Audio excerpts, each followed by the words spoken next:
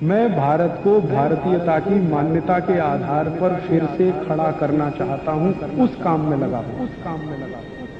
तो मैं आपको आपकी जिंदगी के लिए छोटे छोटे कुछ 4 नियम बताना चाहता हूं, और ये 4 नियम का पालन आप सब करिए। मैं आपको विनम्रतापूर्वक लेकिन विश्वास से कहता हूं कि ये 4 नियम का जो भी पालन करेगा, जिंदगी में बीमारी और रोग उसको कभी आएंगे नहीं। परम पूजनीय स्वामी रामदेव जी खुद 40-45 साल से इन 4 नियमों का पालन करते हैं। आप भी अगर ये पालन करेंगे तो बहुत अच्छा होगा। मैं भी करता हूं मेरे जीवन।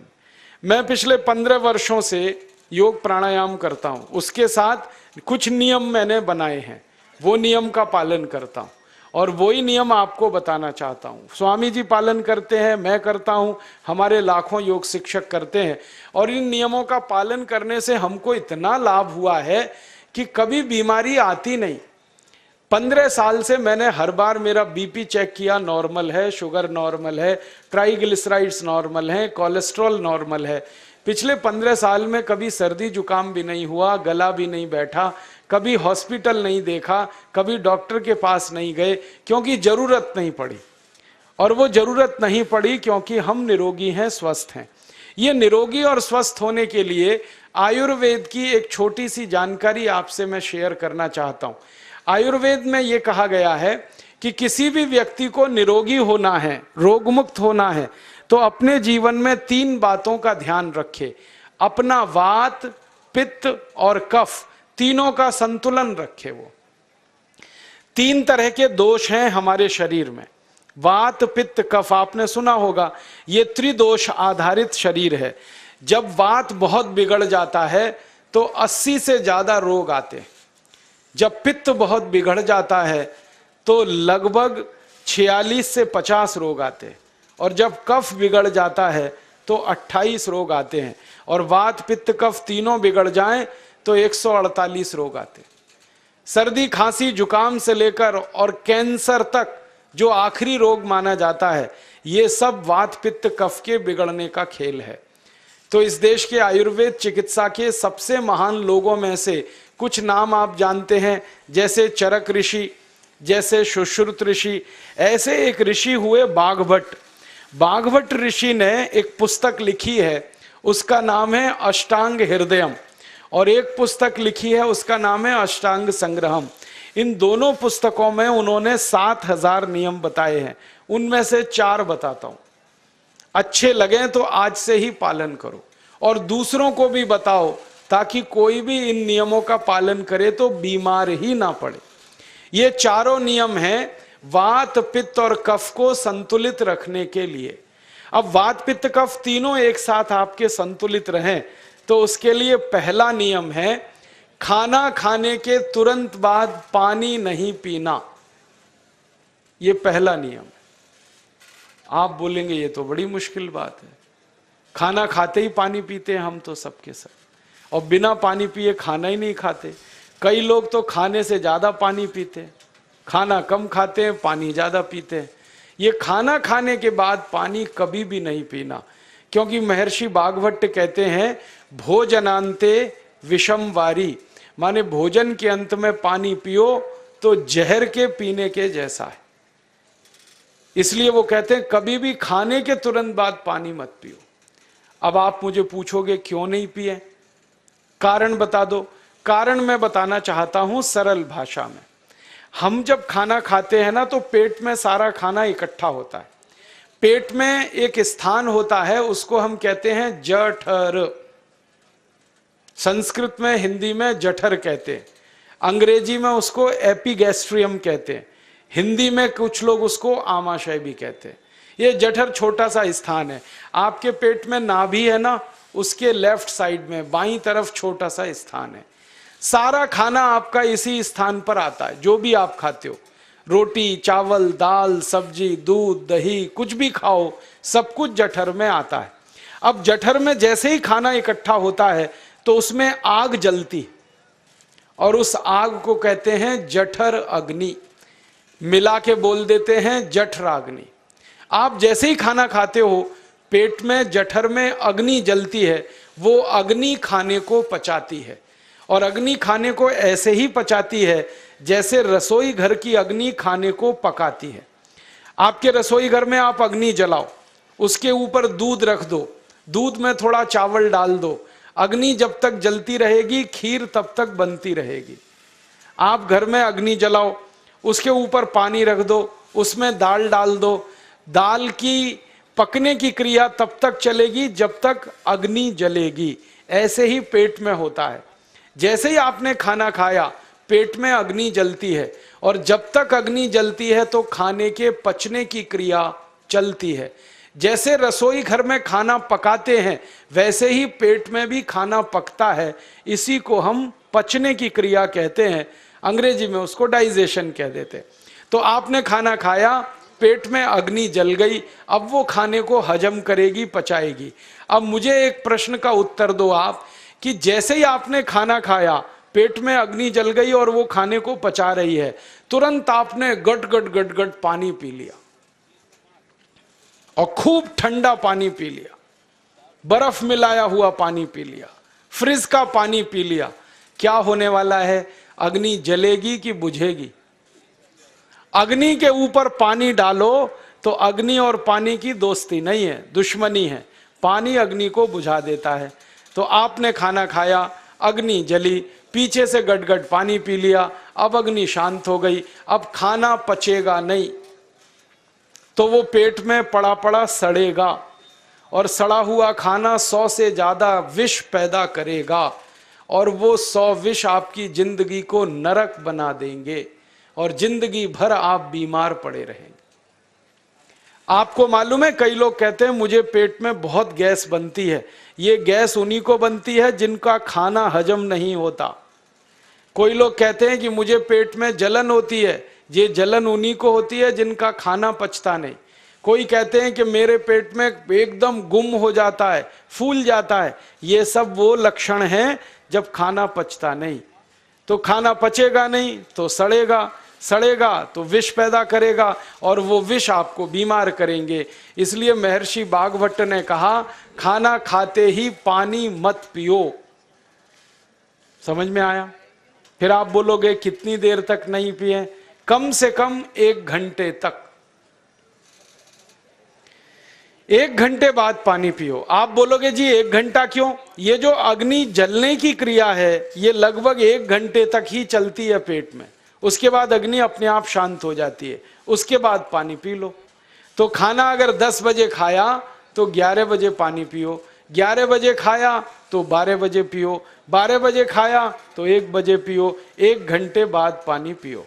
अब आपके मन में यह सवाल आ सकता है कि खाना खाने के पहले पी लें क्या? हाँ पी लो, 40 मिनट पहले पेट भर के पानी पी लो। 10 बजे खाना खाना है, 9:20 पे खूब पानी पी लो, जितना पी सकते हो। 11 बजे खाना खाना है, 10:20 पे पी लो, खूब पानी पी लो, 40 मिनट पहले। आप और एक सवाल पूछ सकते हो कि अच्छा ठीक है, खाने के बाद पानी तो नहीं पिएंगे, कुछ और पी सकते हैं क्या पानी को छोड़कर? तो उसके लिए बागभट्ट जी कहते हैं कि खाने के तुरंत बाद अगर पीना है तो दही की लस्सी पियो, मट्ठा। खाने के बाद अगर तुरंत पीना है तो फलों का रस पियो, गन्ने का रस पी लो, संतरे का रस पी लो, मौसमी का रस पी लो, अनार का रस पी लो। अब आप कहोगे ये सब महंगी महंगी चीजें बता रहे हैं, गन्ने का रस, संतरे का रस, अनार का रस, पैसे तो है नहीं। तो सबसे सस्ता रस है नींबू का ही रस पी लो, शिकंजी बना के पी लो, वो तो सबसे सस्ता है। तो खाना खाने के बाद या तो दही की लस्सी पियो या रस पियो। और एक तीसरी चीज है, दूध पी सकते। तो खाने के तुरंत बाद पीना है तो दही की लस्सी या मट्ठा, खाने के तुरंत बाद पीना है तो कोई फल का रस, खाने के तुरंत बाद पीना है तो दूध। पानी 1 घंटे बाद पियो।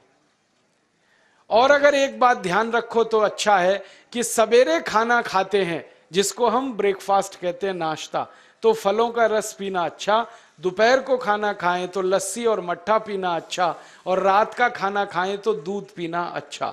जो लोग इस नियम का पालन कर सकते हैं जिंदगी में कभी भी 80 रोग उनको नहीं हो सकते। वात पित्त कफ तीनों ही इस एक छोटे से नियम से संतुलित रहते हैं। तो ये पहला नियम मैंने आपसे कहा। दूसरा नियम एक और है, और वो नियम ये है कि पानी कभी भी पियो, घूट घूट भर के पियो। जैसे गरम चाय पीते हैं, गरम कॉफी पीते हैं, गरम दूध पीते हैं, एक एक घूट भर के, एक एक सिप करके, ऐसे ही पानी पीने की आदत डालो। ये मुंह में एक बार गिलास लगा लिया, गटागट उसको खाली कर दिया, ये तरीका गड़बड़ है। एक घूट पानी, दो घूट पानी एक बार में उतना ही पियो। आप बोलोगे ये क्या चक्कर है? बात ऐसी है कि एक एक घूट पानी जब हम पीते हैं तो मुंह की लार पानी के साथ मिलकर पेट में अंदर जाती है, और ये जो मुंह की लार होती है ये क्षारीय होती है, और पेट में हमेशा अम्ल बनता रहता है।